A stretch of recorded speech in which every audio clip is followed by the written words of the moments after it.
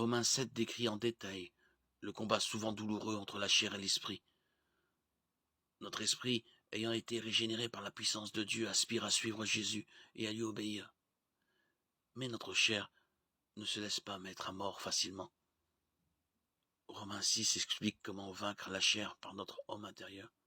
Romains 6, 6, 7 dit « Nous savons que notre vieil homme a été crucifié avec lui afin que le corps du péché soit réduit à l'impuissance, et qu'ainsi nous ne soyons plus esclaves du péché.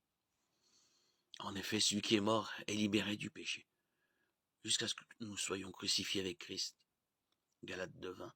Le corps et l'âme luttent avec l'esprit pour avoir le dessus dans notre vie.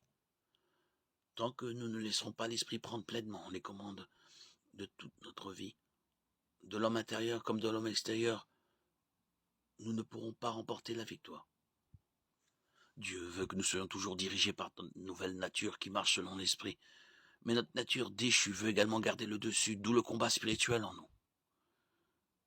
Romains 7:24 pose une question qui préoccupe tous les disciples de Christ. Qui me délivrera de ce corps de mort?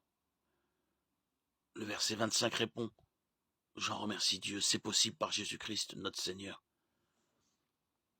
Plus nous soumettons notre homme intérieur au contrôle du Saint-Esprit, plus nous marcherons de victoire en victoire sur la chair